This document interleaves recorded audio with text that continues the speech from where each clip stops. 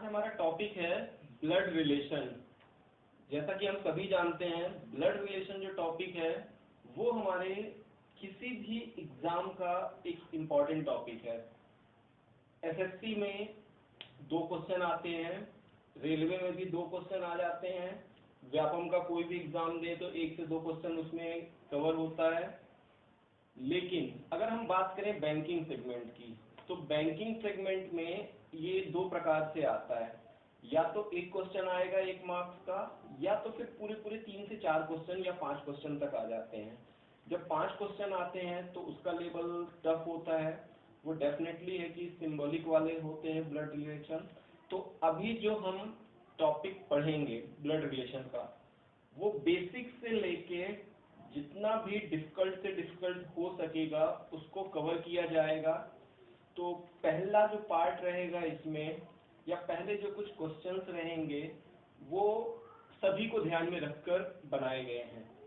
लेकिन उसके बाद जैसे जैसे वीडियो का लेवल बढ़ता जाएगा, टाइम बढ़ता जाएगा, वैसे वैसे डिफिकल्ट लेवल के क्वेश्चंस आएंगे जो ज्यादातर बैंकिंग के क्वेश्चन या एसएससी सीजीएल में ही पूछे जाएंगे। CHSL, MTS, police constable, Vyapam के कोई और एग्जाम उनमें नहीं पूछे जाते।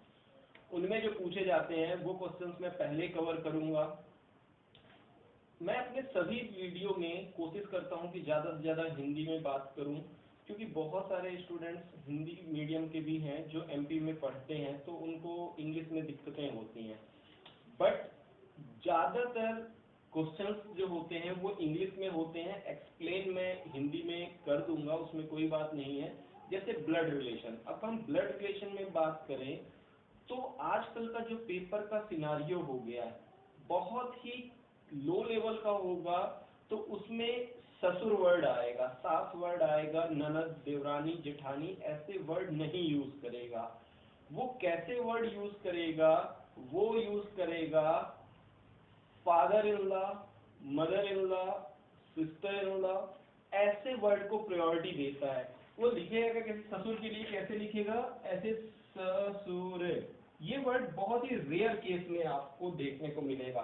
भले आपका पेपर ही क्यों ना हो हिंदी का, भले आप हिंदी चूज करें, लेकिन आपको ससुर वर्ड ना लिखकर वहां पर जो दिखेगा वो दिखेगा father in law, father in law, ठीक है, सिस्टर इन लॉ।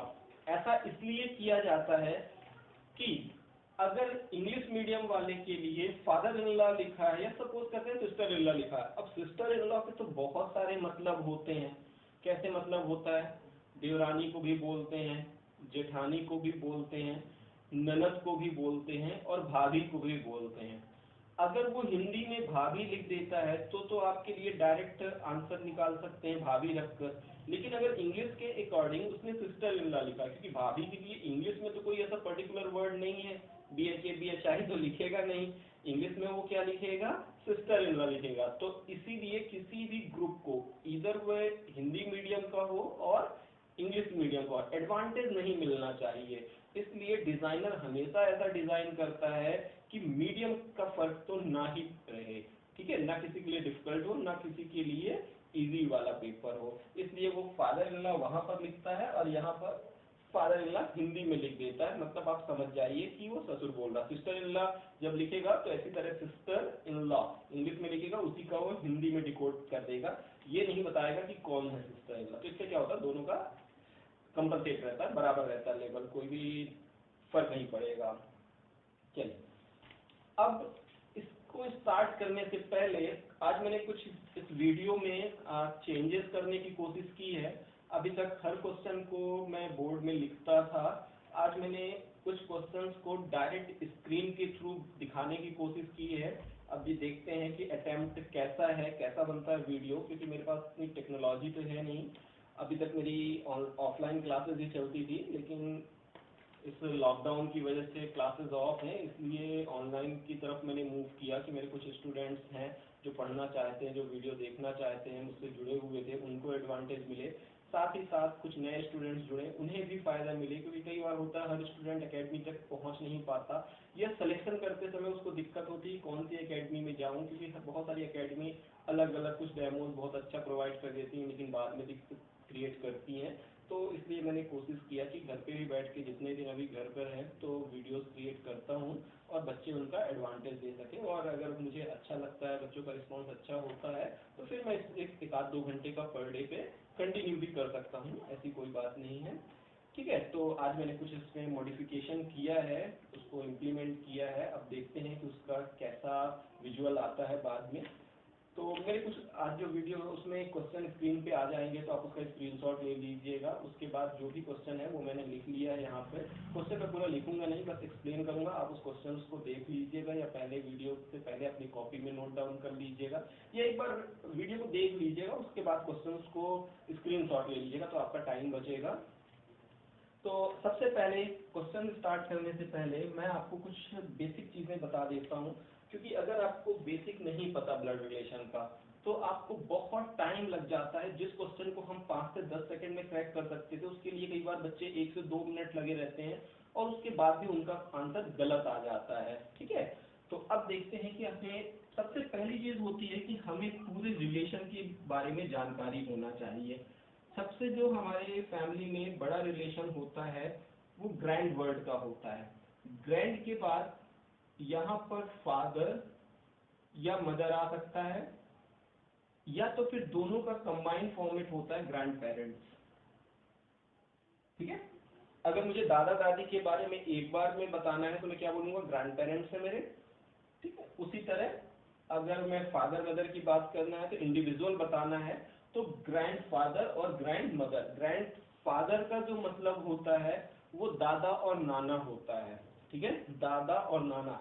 हमारी सोसाइटी में ज्यादातर हम नाना को नाना बोल देते हैं और दादाजी के लिए ग्रैंडफादर वर्ड यूज करते हैं। ठीक है, तो यहाँ पर ध्यान दीजिएगा कि हम जब भी किसी अच्छे लेवल का एग्जाम देते हैं तो अपने से ग्रैंडफादर का मतलब दादा मत अज्यूम कर लीजिएगा, अनटिल एंड अनलेस, जब तक उसमें पैटर्नल और मैटरनल वर्ड का यूज ना किया गया हो। हिंदी में भी पैटर्नल लिख देता है और मैटरनल लिख देता है। जब भी पैटर्नल वर्ड आए, पा मतलब पापा के साइड के रिलेशन है।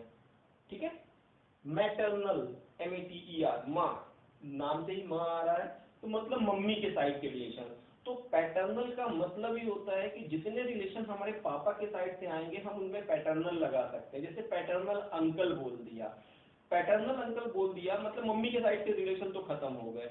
अब पापा के साइड के क्या हो सकते हैं, चाचा और बड़े पापा, चाचा और बड़े पापा।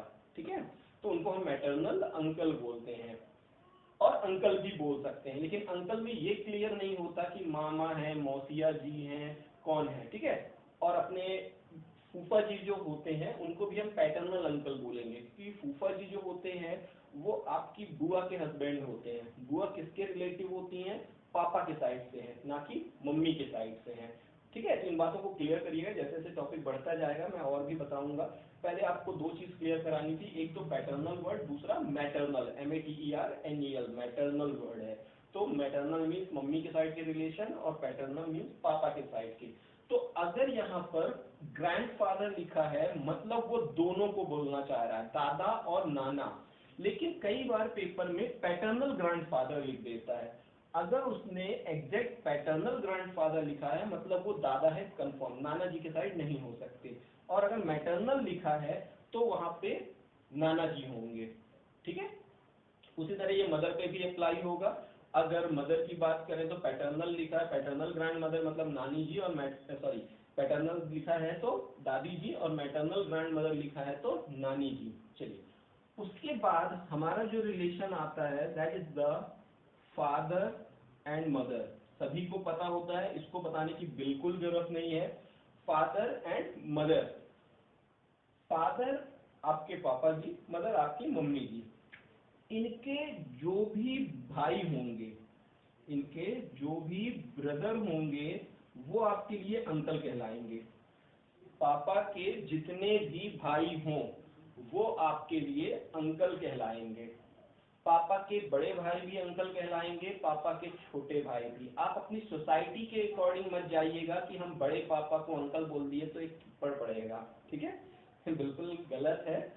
अंकल ही कहलाते हैं। इंग्लिश में हम उन्हें अंकल ही डिनोट करेंगे, चाहे वो बड़े हों या छोटे हों, हम उन्हें अंकल वर्ड से करेंगे। उसी तरह जो पापा की बहन होंगी, पापा की जितनी भी बहनें होंगी वो आपके लिए आंट होंगी।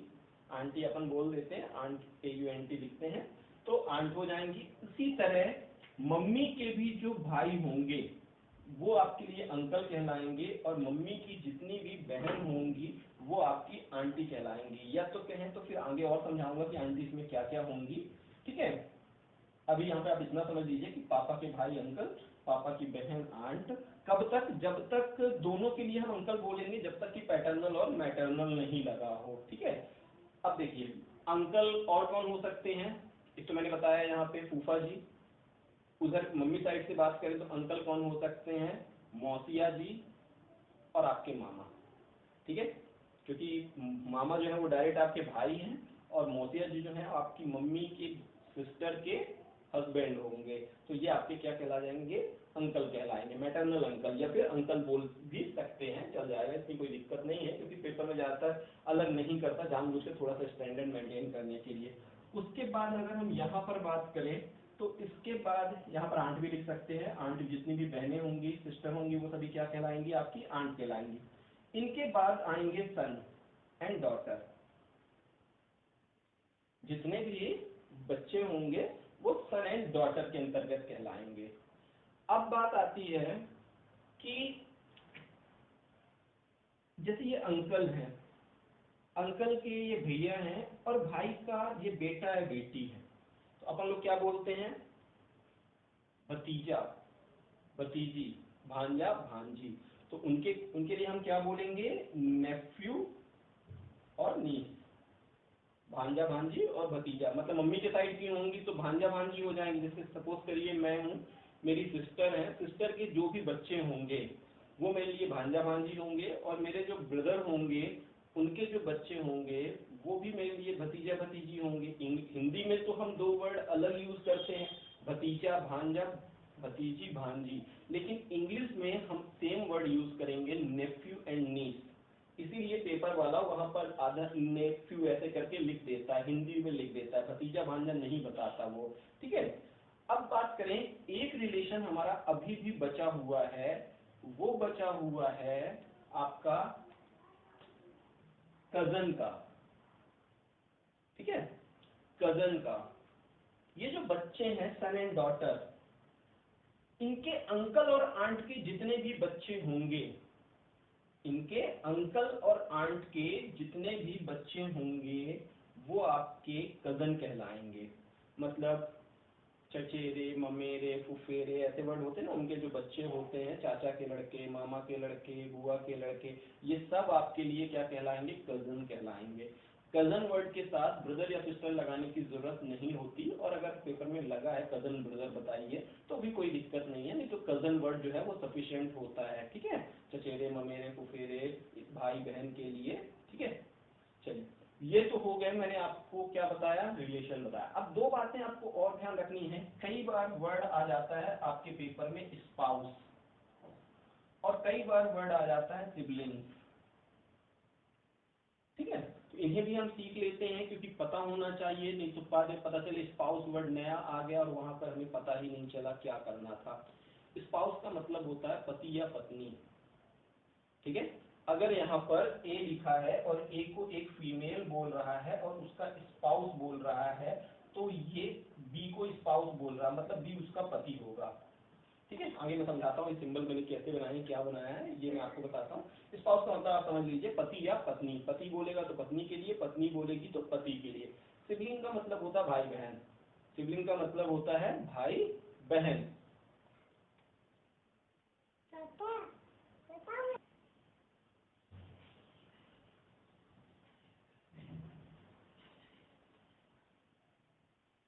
ठीक है। उसके बाद अगर हम बात करें कि सिबलिंग्स हो गए आपके भाई बहन, चलिए अब देखते हैं कि क्वेश्चंस को सॉल्व कैसे करते हैं। कोई भी आपके सामने, ये तो बेसिक जानकारी थी जो आपको पता होनी चाहिए थी, अगर ये नहीं पता तो आगे आपको बहुत सारे दिक्कतें फेस करनी होगी। सबसे पहले आप कुछ बातें याद रखिएगा, हर कोई अलग अलग ढंग से पढ़ाता है।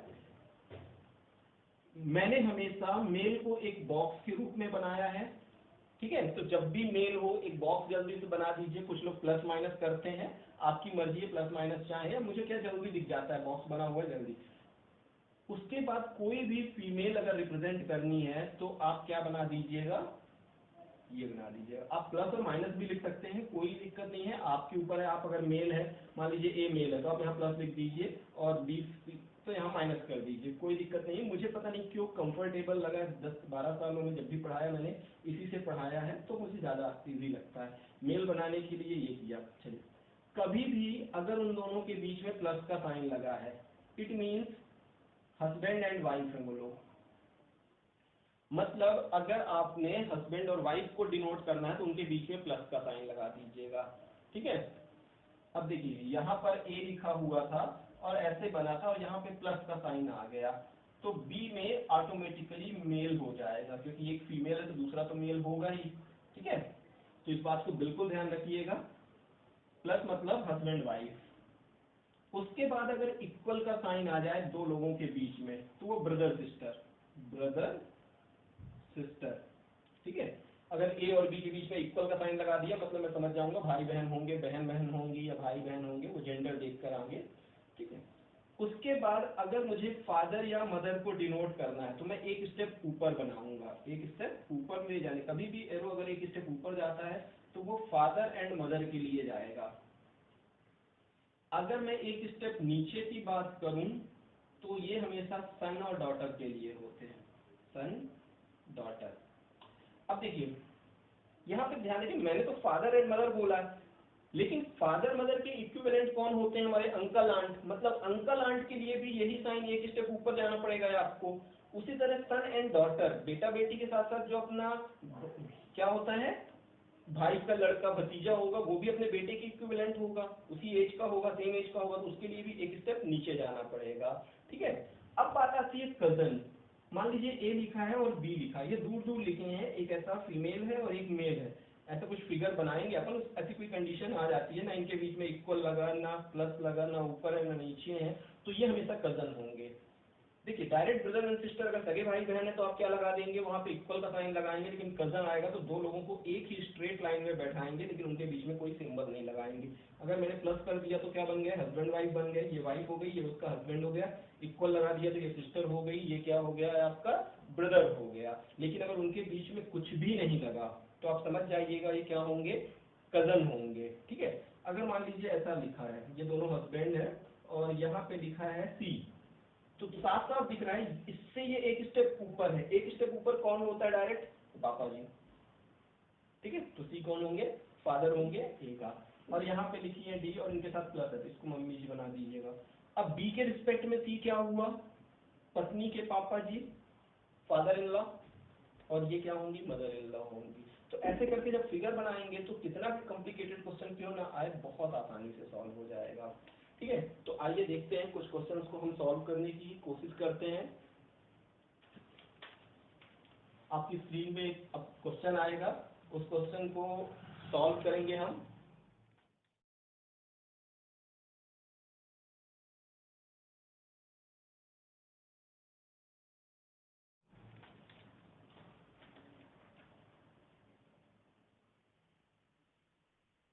क्वेश्चन है A is the daughter of E, A is daughter of E. A daughter है किसकी, ई की। तो ई ऊपर रहेगा, उसकी डॉटर है तो एक स्टेप नीचे रहेगी, यही मैंने बताया था डॉटर के लिए नीचे। अब ए का जेंडर पता है आपको, ई का जेंडर नहीं पता, क्योंकि ए डॉटर है। अब ई पापा भी, दो लोग हैं, इसको बिटिया बोल सकते हैं ए को, एक मम्मी बोल सकती है, एक पापा। तो ई का जेंडर आपको बिल्कुल नहीं पता कि ए फादर है कि मदर है। F has only 2 children A and C, F के 2 बच्चे हैं। एफ जो है वो ए को बच्चा बोल रहा है और किसको बच्चा बोल रहा है, सी को बच्चा बोल रहा है। तो ये दोनों हस्बैंड वाइफ होंगे, तभी तो ये तो बोल ही दिया कि मेरी बिटिया है। एफ भी आके बोल रहा है कि मेरे बच्चे हैं, मतलब वो दोनों हस्बैंड वाइफ होंगे। कौन हस्बैंड है कौन वाइफ है ये अभी नहीं पता चला, जब हम आगे की लाइन पढ़ेंगे तो उससे जरूर क्लियर हो जाएगा, ठीक है। उसके बाद बोल रहा है, अब देखिए कई बार बच्चे क्या करते हैं, गलतियां करते हैं। अब आपके 4 एलिमेंट आ गए थे, अब कोशिश करिए कि इन 4 से रिलेटेड मिल जाए। जरूरी नहीं होता कि थर्ड स्टेप में, सेकंड स्टेप में हमारा क्या क्वेश्चन लिखा है हम उसके अकॉर्डिंग सॉल्व करें। ठीक है, मेरे को लाइन मिल गई, f is the son of o। f बेटा है किसका? o का। f बेटा है मतलब मेल होगा। किसका बेटा है? o का। तो o यहां पर आ गया, f is the son of o। f बेटा है किसका? o का। तो ये बन गया है आपका f बेटा o का। उसके बाद अगर हम बात करें तो बोल रहा है f has only 2 daughter. f की केवल 2 बेटी है, मतलब ये भी एक बेटी ही होगी, तभी तो 2 बेटियां हुई केवल। ठीक है, अब ध्यान रखिएगा कई बार क्वेश्चन ट्रिकी दे देता है। f has only 2 daughter. 2 daughter का मतलब बेटियां 2, 2 बच्चे नहीं बोला उसने, बेटियां 2, मतलब इनके बगल में अगर कोई आता है तो वो मेल हो सकता है। ठीक है, फीमेल नहीं होगी वो, 100% क्या होगा? मेल, क्योंकि उसने पहले ही बोल दिया f की सिर्फ 2 बेटियां हैं, बेटा एक और हो सकता है। ठीक है, ये बिल्कुल मत समझ जाना कि इनका भाई नहीं हो सकता। चलिए अगली लाइन है,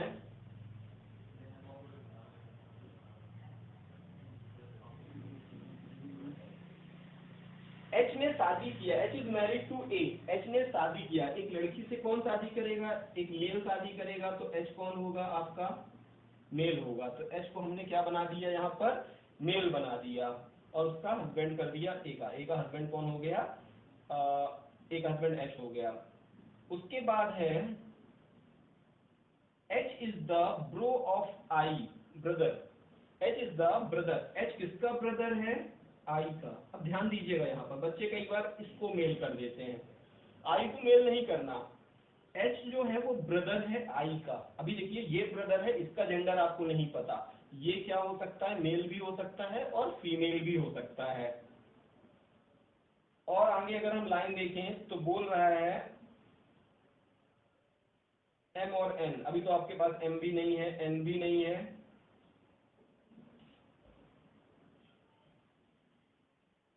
G भी नहीं है,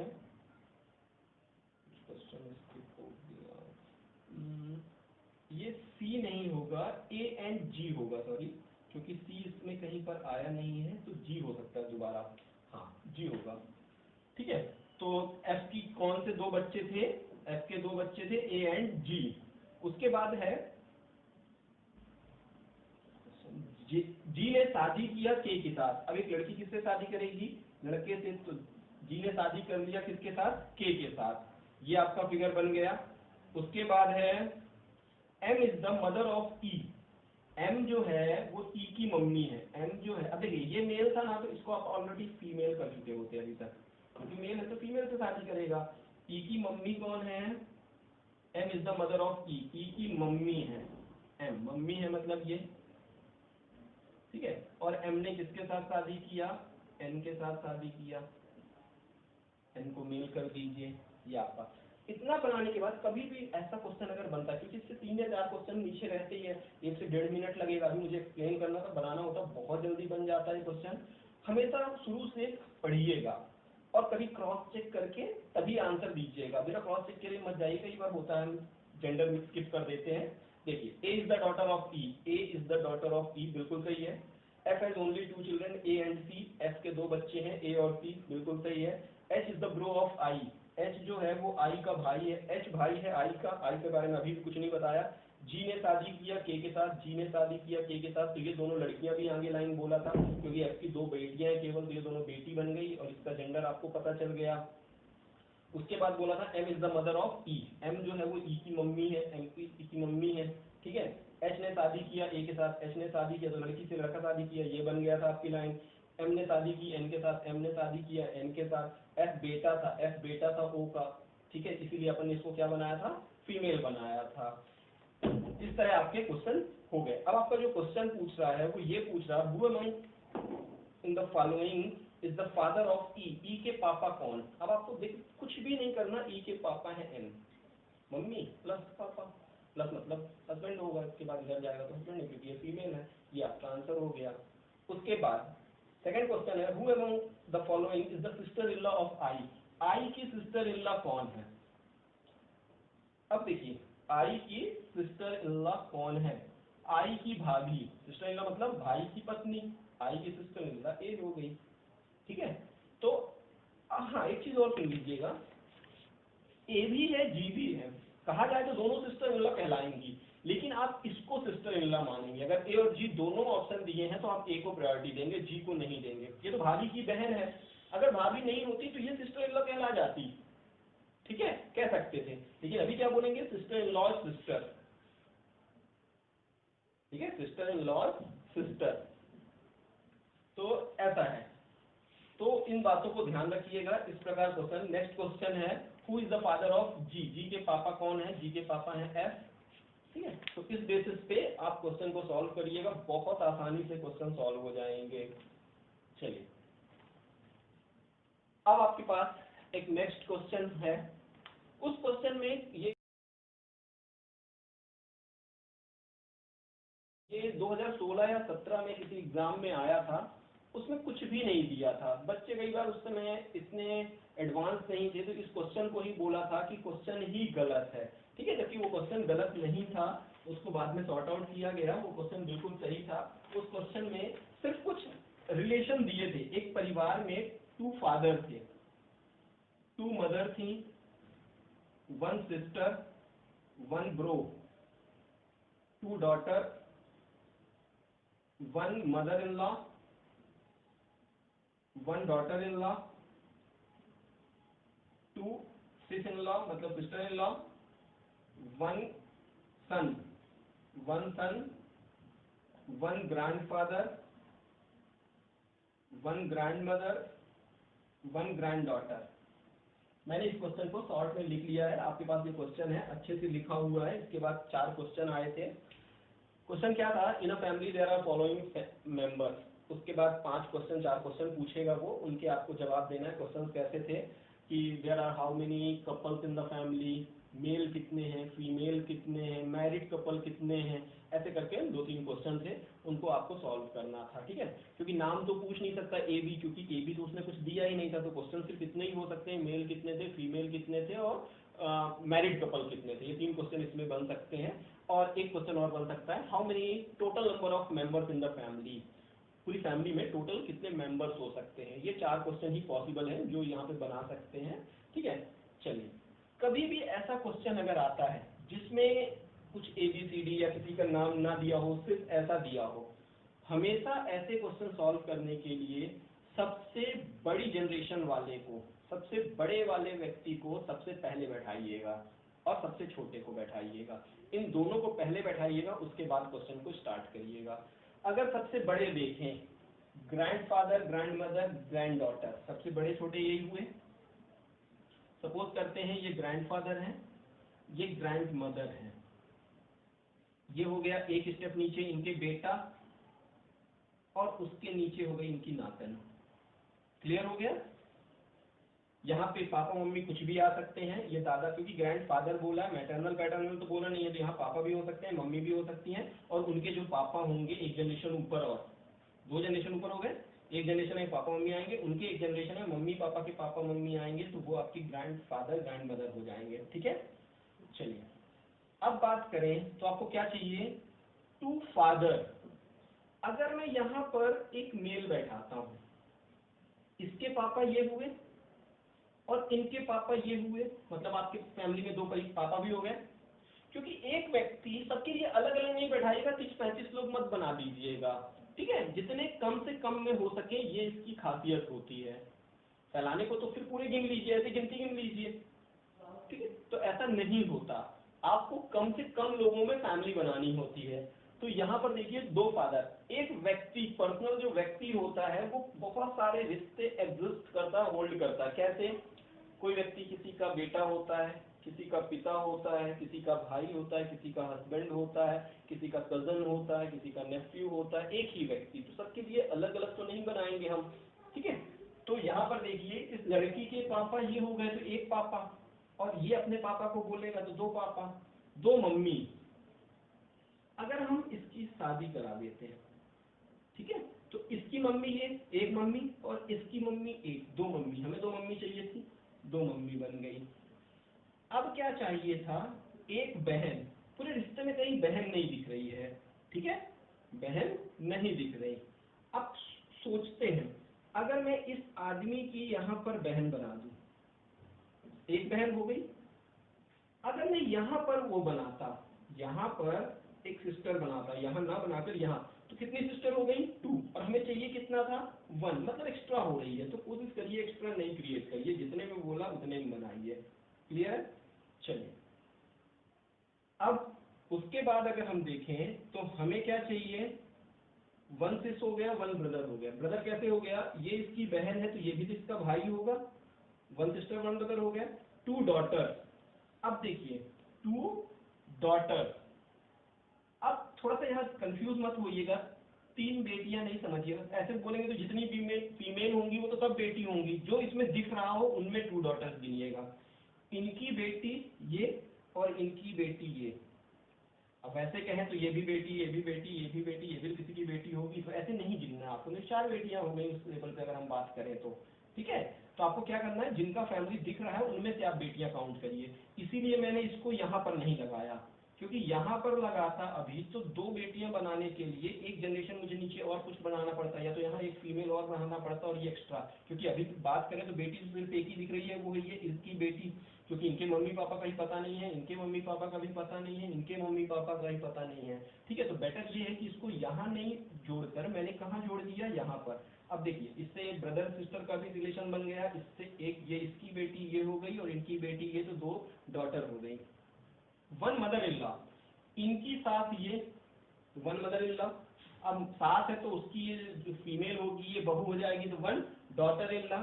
उसके बाद 2 सिस्टर इन लॉ, ये भाभी 1 सिस्टर इन लॉ, ये उसकी ननद 2 सिस्टर इन लॉ, ये भी बन गई।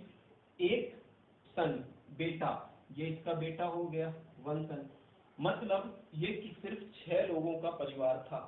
It is only 6 member family. ठीक है, कितने मैरिड कपल हैं? 1 और 1 2। फीमेल कितनी है? 4, और मेल कितने हैं? 2। अगर आप इस तरह से इसे सॉल्व करेंगे तो आपको बहुत इजीली सॉल्व होगा। इसके बाद और भी बहुत सारे बहुत इजी वे पे होता है, जो कि बेसिक आपसे बनते होंगे। पॉइंटिंग टू अ मैन, एक आदमी की तरफ एक इशारा करते हुए एक औरत कहती है कि इसका बेटे का बेटा मेरा ये है। तो इस टाइप के क्वेश्चन प्रैक्टिस के होते हैं, उसमें कुछ भी बताने लायक नहीं है। ऐसे ही फिगर बनाइएगा, उनको सॉल्व करिएगा, आ जाइएगा। ठीक है, बड़े आसानी से आएगा। ओके, इसके बाद जो इसी का पार्ट 2 होगा, उसमें जो लेवल होगा वो थोड़ा सा हाई होगा, वो सिर्फ बैंकिंग वालों के लिए रहेगा। ठीक है, देख सकते हैं, देखने में कोई दिक्कत नहीं है, इसी के आगे कंटिन्यू रहेगा वो, क्योंकि उसमें आपको बहुत सारे सिंबॉलिक टाइप के क्वेश्चंस होंगे, बहुत लेंथी टाइप में क्वेश्चन होंगे। ठीक है, तो उनको थोड़ा सा अच्छे से देखिएगा। वो बैंक के एग्जाम में हमेशा 5 मार्क्स के पूछे जाते हैं।